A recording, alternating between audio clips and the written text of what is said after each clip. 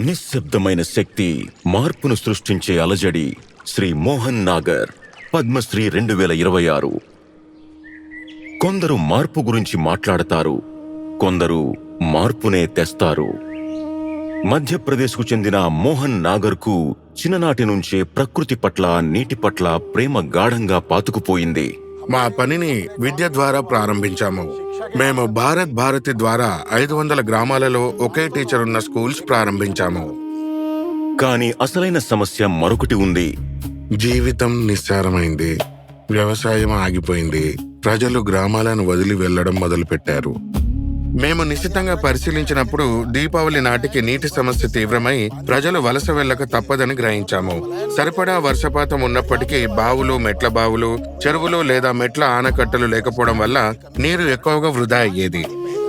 నదులు, వాగుల్లోకి నీరు వృధాగా ప్రవహించకుండా ఆపడానికి శ్రీ మోహన్ నాగర్ ఒక మార్గాన్ని కనుగొన్నారు. ఖాళీ సిమెంట్ సంచులలో ఇసుక నింపి నదులు, వాగులలో బ్యాగ్ డ్యామ్ నిర్మించాము. ఇలా నీటి నిల్వ సమస్యని పరిష్కరించి వలసలను ఆపాం. తరువాత భూగర్భ జలాల మట్టాన్ని పెంచడంపై దృష్టి పెట్టాం.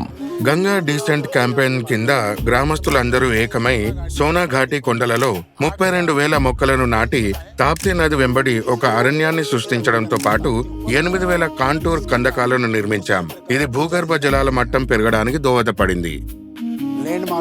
ఇసుక, ల్యాండ్ మాఫియా నుంచి వ్యతిరేకతను ఎదుర్కొన్నాము, కానీ నిరుత్సాహపడలేదు. అందరి నమ్మకాన్ని గెలుచుకుని ప్రత్యర్థులను కూడా మిత్రులుగా మార్చుకున్నాం.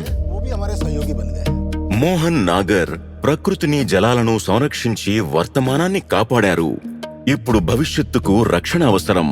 మేము భారత్ భారతి స్కూల్ ద్వారా పిల్లలకు విద్యా బోధన చేస్తూ వారిని సంస్కారవంతులు, ప్రతిభావంతులు, బలమైన నాయకత్వ లక్షణాలు గల వ్యక్తులుగా తీర్చిదిద్దుతాం. గ్రామస్తుల సాయంతో బాచా గ్రామాన్ని ఒక ఆదర్శ గ్రామంగా తీర్చిదిద్దాము.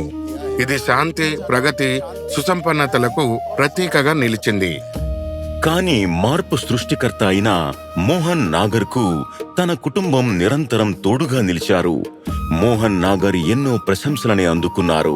కానీ ప్రవహించే నీరు, పచ్చని కొండలు, చిరునవ్వులు చిందించే ముఖాలే ఆయనకు నిజమైన ప్రతిఫలం. నీటిని పొదుపు చేయడం కేవలం ఒక బాధ్యత మాత్రమే కాదు, ఇది భావితరాలకు ఒక వాగ్దానం. ఎందుకంటే నీరు లేనిదే భవిష్యత్తు లేదు. శ్రీ మోహన్ నాగర్, పద్మశ్రీ 2026.